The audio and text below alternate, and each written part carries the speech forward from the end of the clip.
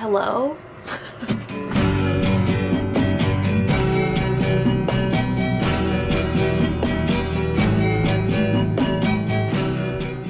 I feel like a little bit of a fraud because a lot of the past work weeks of my life, the first clip you see of me is like me fully dressed with like makeup on and like my hair is done and I'm like sitting at my desk and I like look like maybe possibly I have my shit together. This is so much more the reality than that is. I feel like that's a rarity these days. I cannot believe this is the same human form and the same body that used to wake up at 5:45, drive to the train station, get on the 6:16 train, ride the train for 40 minutes, go to the gym at 7 a.m. and then start work at 8.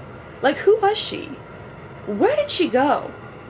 This simply is not the same person. Like, I can barely resurrect a molecule of dopamine myself naturally anymore. That's why, oh, actually, good reminder, the only other thing that's in my morning routine is rolling over and I was about to say dry swallowing. I'm like, is that really gross?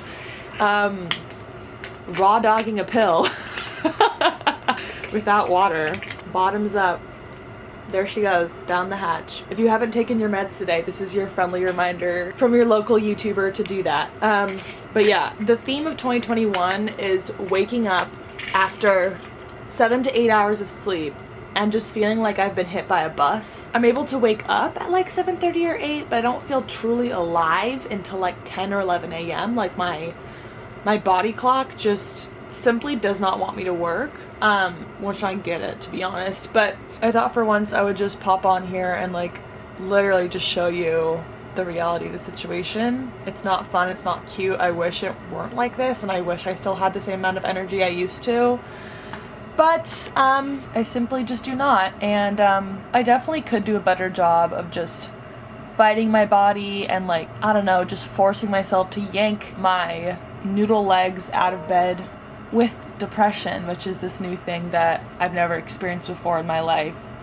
I try to give myself grace that like doing my morning routine by 12 p.m. is totally fine. Like, washing my face at 11:30 is just as valid as washing my face at 7:30, you know? And I think that's something I've seen a lot of, like, productivity or anti-productivity YouTubers fight back against, is, like, this notion that we all need to have these, like, 5 a.m. morning routines every day and, like, be on our grind and just push our bodies past their limits. And it's like, I don't know about that one, son. Like, I just don't know if I should be, like, forcing my body back into a routine that it used to be able to do, or functionally, like, I can work from bed. Like, that's the thing, is like I have this luxury and this privilege of working from home right now, and it's like I can functionally work from my bed for the first few hours during the day. And like, I think my tendency is to want to beat myself up and like just say that I'm like a worse worker for that.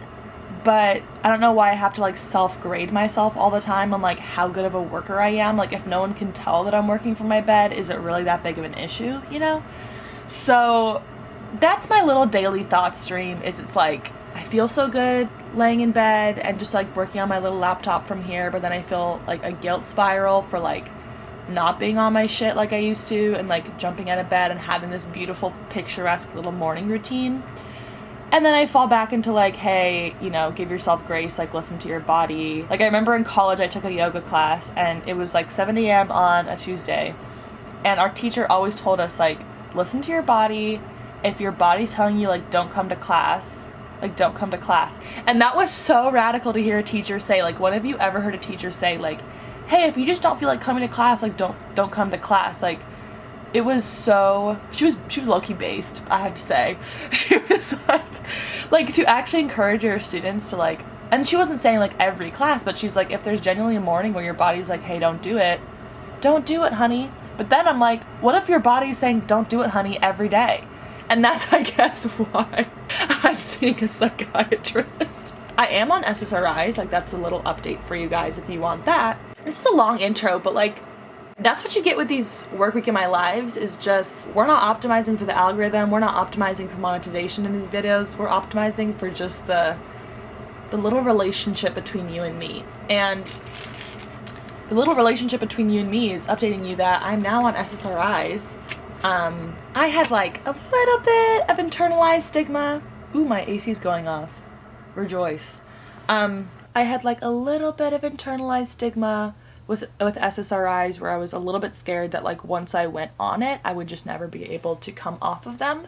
But I know plenty of folks with like capital A anxiety disorders and just other mental illnesses that like, yeah, they need to take medication every day, in the same way that like for my thyroid, unless I like, even if I got surgery for my thyroid, or if I did one of the more permanent procedures, I would still have to take thyroid supplement medication every day. So it's like, realistically, like, unless my thyroid levels just like magically return back to normal, which I guess happens for like a small subset, like I will be taking my thyroid medication every day. And I think we view mental health so differently that it's like, yeah, it's totally okay to take medication for your physical body every day for the rest of your life, but for your mind, oh no, that's fucked up. It's not. It's okay. So I've had to fight my big dumb brain a little bit on that. But last thing I'll say before we go make a smoothie, because I'm so hungry. My brain works so slowly in the morning. It just took me 15 seconds to decide whether or not to say this thing, or if it's gonna be interesting enough. Holy shit, I've been recording for 18 minutes. This is a fucking documentary already. Oh my god. I have so much to say this morning. Also, why did it take me a year of quarantine to get a robe? Like, I've literally never owned a robe. This is essential. This is essential. Everyone should have a robe. Like, what? Why did I resist for so long? I'm crazy. Look at all those chickens. Hello, California winter. There she is in all her glory. Yes, we still have our Christmas lights up. Also, I feel like I can officially be a lifestyle girly now, because first of all, I got this wide angle lens, which makes me feel very Monica Churchy and professional.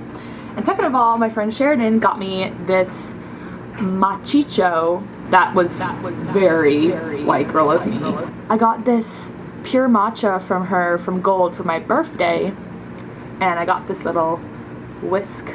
I won't be making this morning because I try to not do caffeine unless my body is like, girl, you need caffeine. So, but yeah, I like to make these smoothies every morning. Let's do that.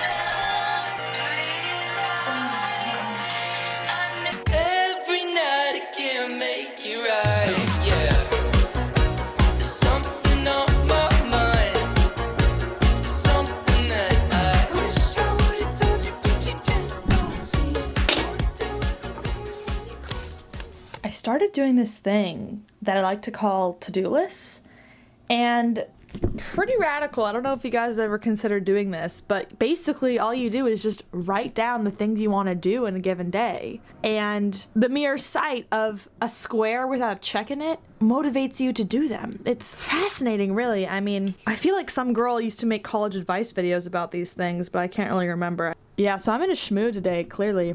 A little peek at my renovated desk situation. I did make a makeover video that's a very satisfying before and after of my home office situation. So if you want to watch that, I'll have that linked up here, and then I'll have it in the description as well.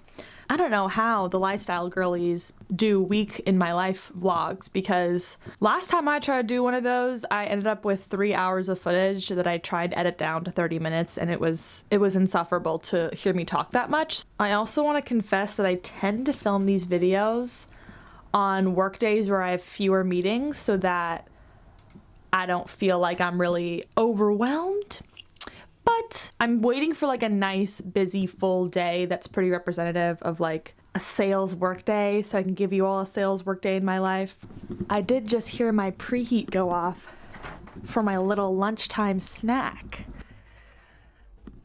I fell into another vegan Instagram trap and ordered these because I'm a 12-year-old gamer. And we're gonna try them out for lunch today, because why not?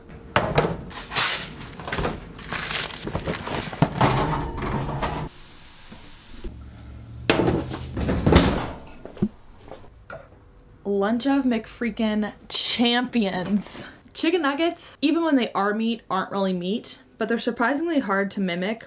I found the gardening ones are like pretty good. That is not bad. I am not upset with the taste and feel of these nuggs.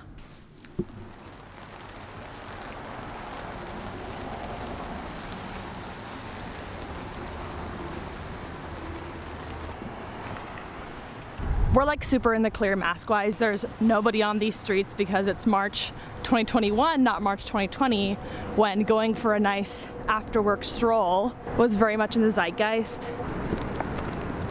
As I was trying to say, another reason why there might be nobody out walking today is that it's a rainy week in the Bay Area, and ordinarily if it's raining, I do not go outside. I stay inside, but in preparation for my inevitable, eventual move to Seattle, I'm giving this a shot and seeing if I can acclimate to being outside in the rain, because it's a much more bleak and wet version of this for like 9 months of the year up there. Oh my god, there's a fucking girl right there. I'm gonna die. As I was saying before, I lost all confidence because I saw one teenage girl and I assumed she was gonna judge me because I'm wearing skinny jeans and I have a side part. There's a lot of factors when you're vlogging in a rainy climate. In Seattle, no local would ever be caught dead with an umbrella. I know that.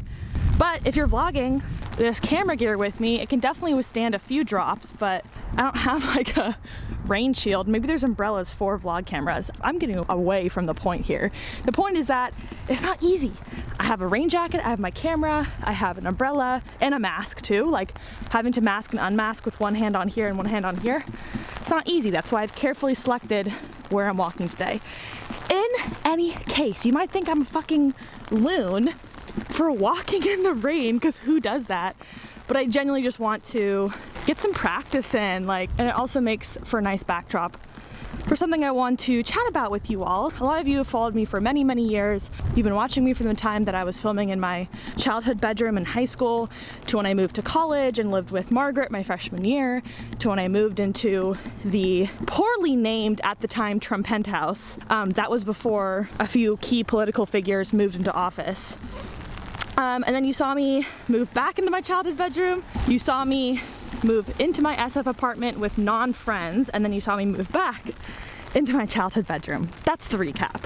And so I've been, you know, on Zillow, I've been on apartments.com, I've been doing some light scouting for Seattle in preparation for my move. And I know two people in Seattle, my sister and my friend Sandra, and I will not be living with either of them. And so here's the thing, is like, for the first time in my life, moving to Seattle, I can actually afford to live alone there, which I never could in San Francisco. Firstly, because COVID's brought a lot of the rates down. Maybe they'll go back up once we're all vaccinated and reach herd immunity.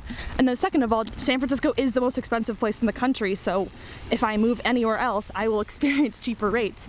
But I've never had the opportunity to like even examine living alone. I've literally never lived alone ever, besides like a week in a hotel. Like that's the extent to which I've been alone. So my thought process here is like, okay guys, do I send it and live alone for the first time and adopt a cat and have the full space to myself, or do I use this as an opportunity to meet more friends in Seattle, because I need a social group. Like, I am an extrovert, if you couldn't tell. I feel like we're few and far between on YouTube, but I'm good with FaceTime calls, but I like to have people locally. And so do I, you know, go on Facebook groups, and do I find quasi-random roommates and, you know, risk it and sign a 12-month lease with them, or do I live alone? Maybe you have some initial thoughts already, me just putting out those two options, like, and maybe you're just gonna project what you would do for your own situation. That's totally fine, I get it.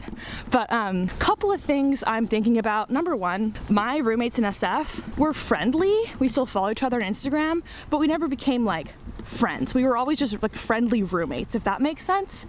And I had mutual friends with them, but like they were never like, we never became like like homies. And so I've had one failed experiment where I wanted to live in like, you know, a fun, you know, new girl type environment, which low-key might be a myth. Like, do any of you live with random roommates that you've become great fucking friends with? Because let me know, because I have a couple friends that I've seen enter into those situations and have like a grand old time and like meet wonderful people that they genuinely hang out with on the weekends and like love. But I've seen a lot more people just sort of coexist with their roommates, and that's really hard for me as a person who like loves external validation. I always felt like I was being perceived in my apartment. Like if my roommates were like, oh, what are you cooking? I always felt like I cooked something unhealthy, or if like I stayed up till 3 a.m. one night, or especially filming videos. You didn't see many videos from me when I was living in that apartment because I just felt so uncomfortable pulling out the camera because they just weren't like privy to YouTube culture, you know? Like, this is why not all my videos are vlogs, because you would never get a coherent sentence out of me. But essentially those are some things I'm playing with, is like, if I live with roommates and they're not my best fucking friends, which no one will be within the first 3 months of living with people, then I kind of don't feel like ever fully comfortable like I would with my family, or I would on my own. And especially because I want to create a bunch of YouTube content. Like, I know for many of you that actually like my content, you're gonna probably say, hey, you should live alone so that, you know, we see more content from you. And I would have to agree, like, you would see more content from me if I lived alone. But the problem is, we're not out of the woods yet. COVID-wise, like, this is gonna be a social reality for a little while longer. If I live alone, like, will I be lonely? Like, I don't want to be lonely in a new city where I only know 2 people, you know? And so that's kind of the double-edged sword of like living alone. Because it's really cool that I can afford it and be able to vlog all the time, decorate my space, like really feel comfortable, especially working from home. So either way, it's a risk. On one side, I could be very lonely. On the other side, I also could be very lonely. Obviously, there are other ways to make friends outside of, you know, roommates, but I won't be making friends through my job because I work remote. I'm definitely gonna get involved in a few like organizations, mutual aid projects up there for sure. Ultimately, I'm like, I've been alone for the past year and I've been fine, so I kind of feel like living alone is a move. But then I'm like, I've been fine because I have justification of why I'm alone.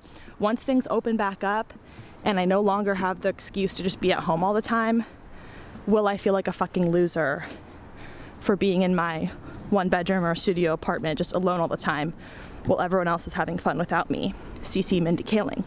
Last thing I'll say on the topic is that I actually am worried that I would experience more FOMO if I lived with roommates, and like more loneliness if I lived with roommates, because when you see people that have friends and they're going out to dinners after work and they're going to Sunday yoga with their friends and you're just in the living room and they see you in the living room all the time and they're like, why is Catherine home in our apartment all the time?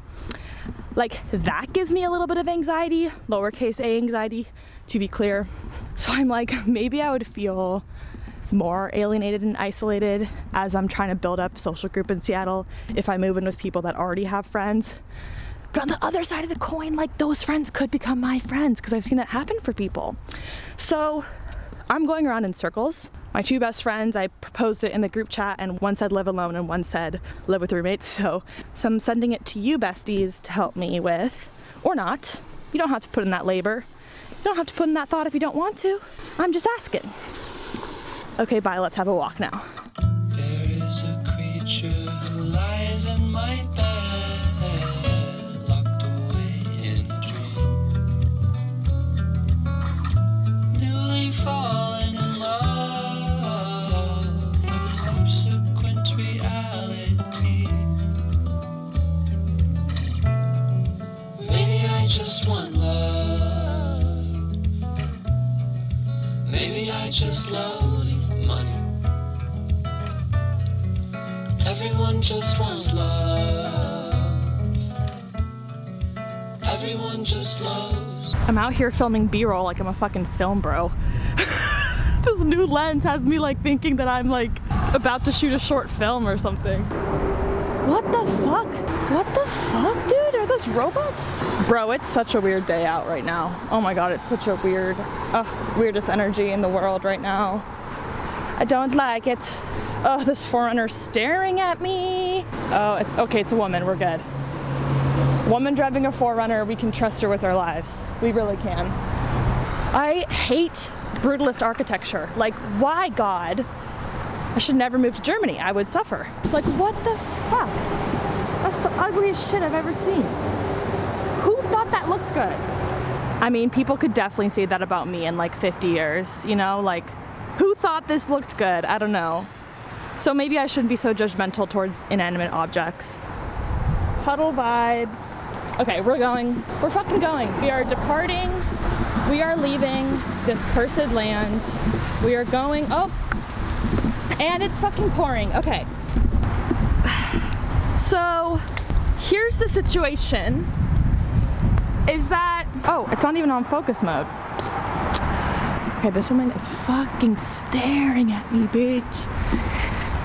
Like, you never seen a girl with a vlog camera before? This is some dystopian, okay. This is what the Bay Area looks like, guys. This is it. This is it. It's hard to tell whether this is gentrification housing or low-income housing. This Prius with these iced out rims is killing me. I can't. Oh, look at these daffodils, guys. That's freaking beautiful.